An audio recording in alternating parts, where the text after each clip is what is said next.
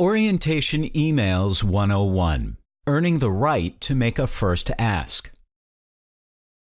For many organizations, their email communication with prospects is mild-mannered and generally ineffective. But by harnessing the power of the Prospect Orientation email series, you can transform everyday email into a real superhero of your fundraising efforts. With this email series, you are taking a new prospect on a journey. The goal is to introduce or orient prospects to your organization. You need them to understand its mission, the work you do, who you help, and what you've accomplished. That way, at the end of the sequence, when you make a clear request for support, they are very likely to give. This set of emails should be carefully crafted, and then you will simply send out the same series to each new subscriber to your email list. In order to tap into the donor-generating superpower of the sequence, it must involve 7 emails sent over a 30-day period. 7 emails in 30 days? That may sound like it's too many. That 7 emails will be intrusive and turn off many of your prospective donors, right? In fact, some will opt out, either unsubscribing from your email list or simply ignoring what you're sending. But that's exactly what you want to happen. As a practical matter, the people who opt out early were the least likely to ever become supporters. With 7 emails in 30 days, you start what marketers call prospect or lead qualification. Qualifying prospects is about identifying the people who are most likely to become supporters. By qualifying your new contacts, you're better able to focus resources and get a very positive return on your development efforts.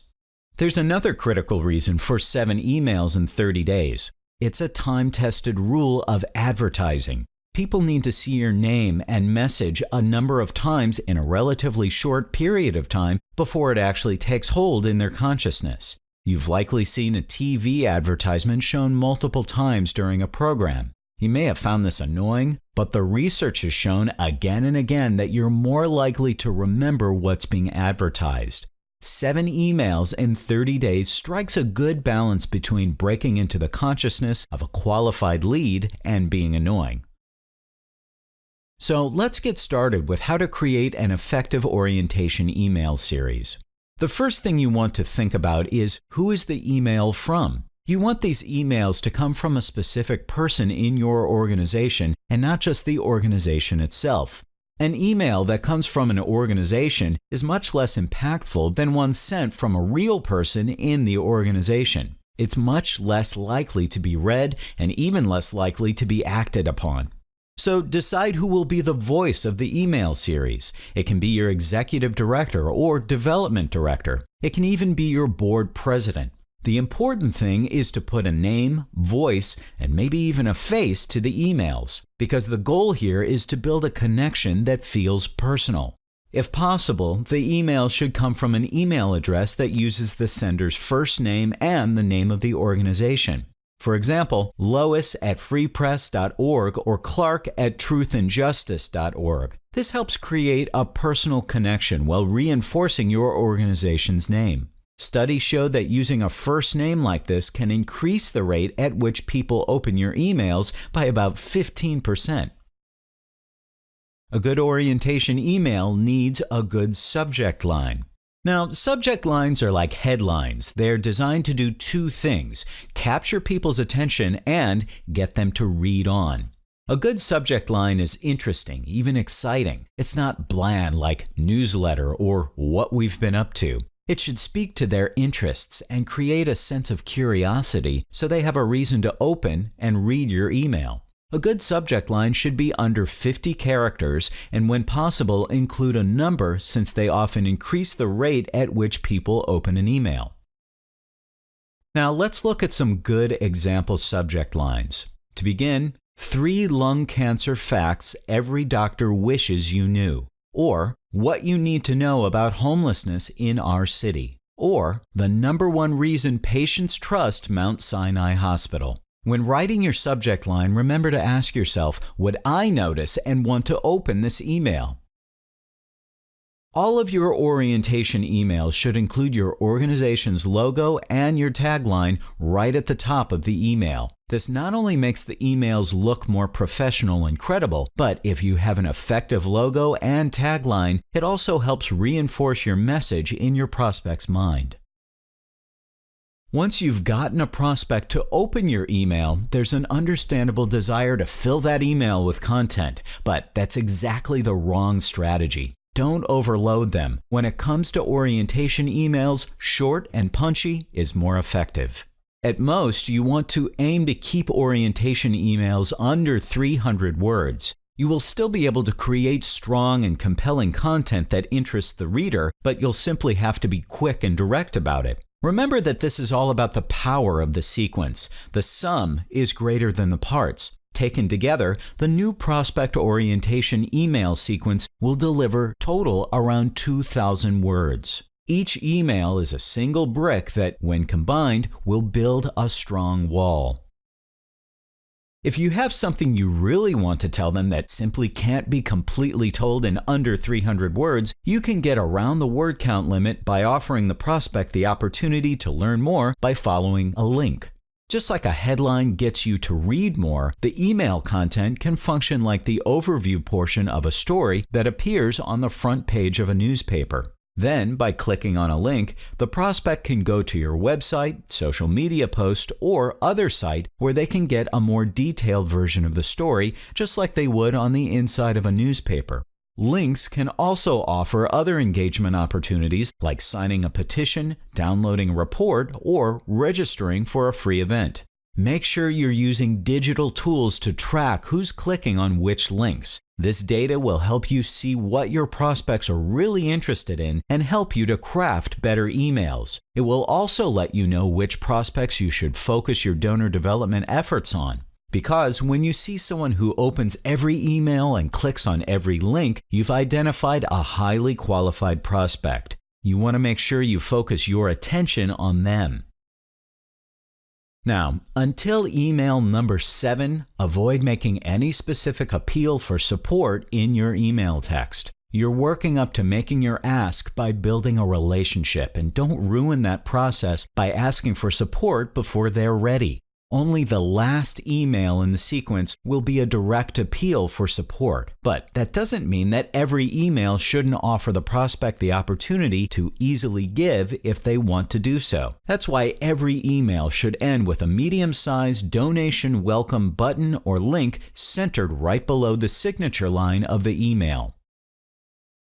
Images can really be worth 1,000 words and evoke strong emotions. A survey conducted by HubSpot, a leader in email marketing, concluded that many people prefer to receive email that are image rather than text rich when receiving emails from companies. But many of the best nonprofit email appeals don't use images in the body of the email at all. So, when it comes to images, don't feel compelled to include an image in every email, but instead use images carefully and selectively.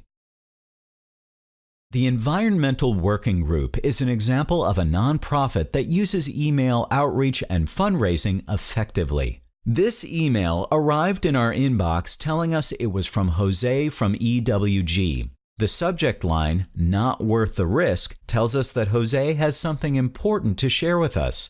When the email opens, the logo and tagline are front and center, and the email is personalized to Rob, the recipient. The text in the entire email is 296 words, coming in just under the recommended 300-word maximum.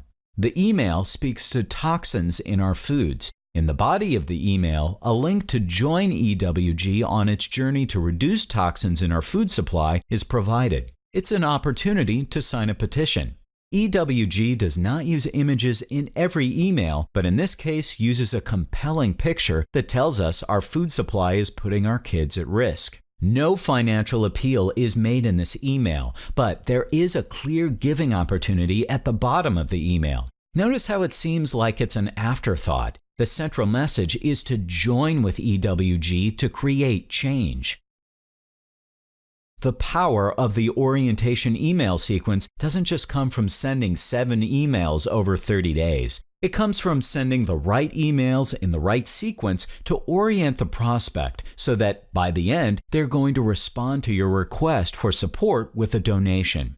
It's important to follow this sequence as closely as you can. Don't change the order around, insert additional messages, skip any emails, or alter the schedule. And whatever you do, don't make an appeal until email number 7. Over time, you may choose to look at your email data and make small changes to the overall sequence. But for now, trust the process and follow this formula as closely as possible from email number 1 through email number 7. Once you have a new prospect's email address, it's important to send out your first email to them as immediately as possible. You've opened a door to their consciousness, but the longer you wait, the more likely that door will shut and the less likely they'll be to even open your email.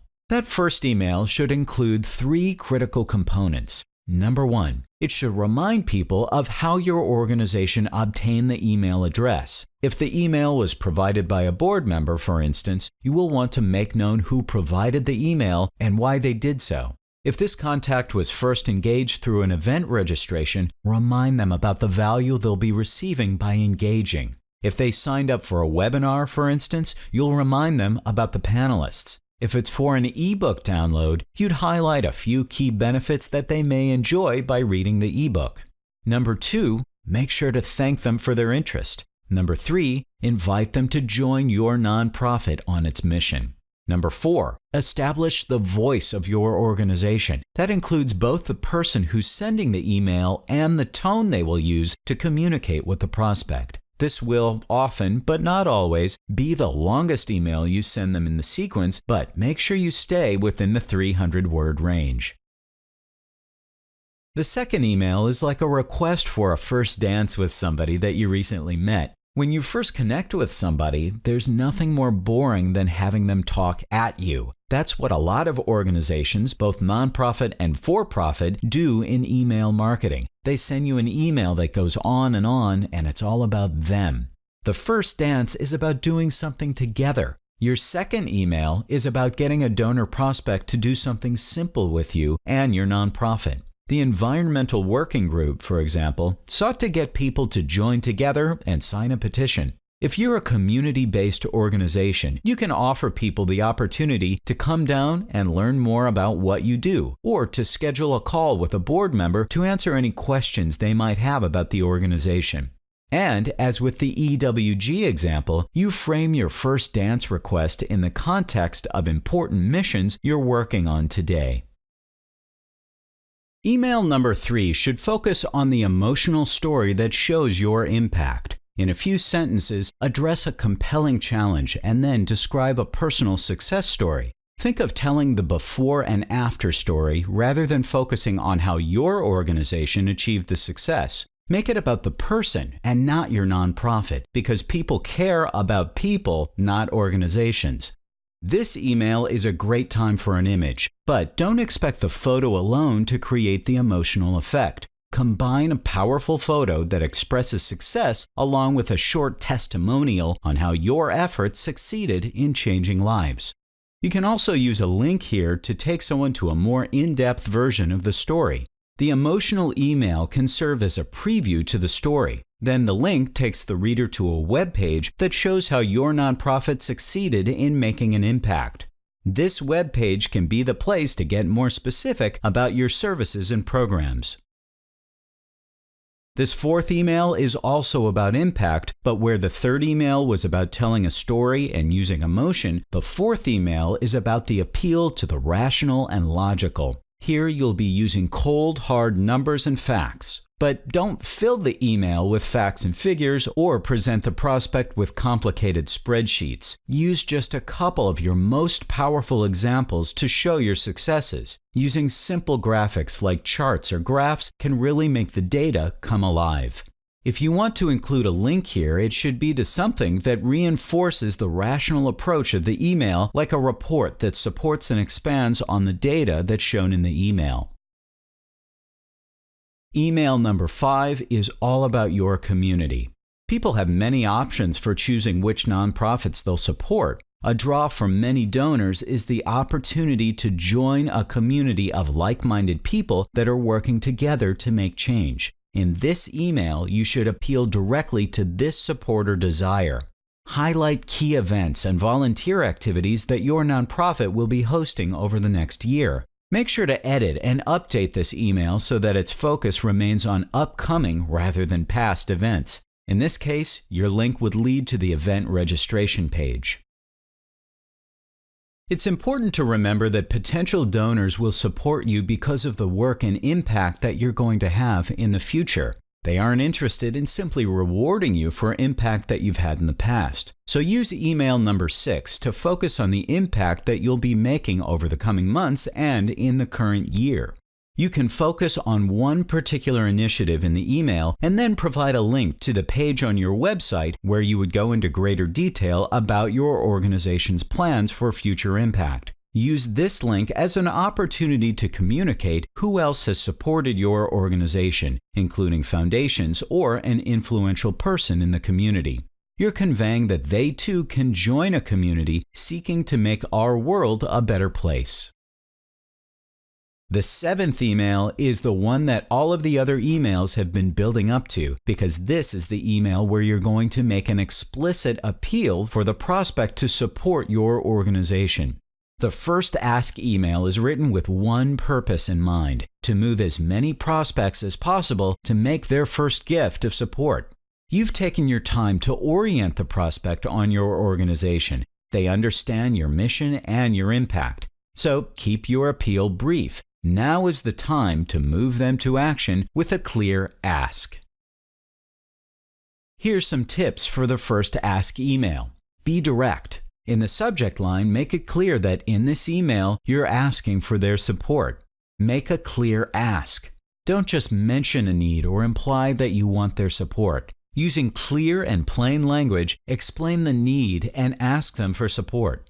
Create urgency. Show them that by acting now, their donation can have an important impact. This is where you might tell them about a donor who's matching the contributions of a new supporter. You can also explain why acting now is important, like providing shelter for the homeless in the dead of winter or providing scholarships to summer camp for inner-city youth.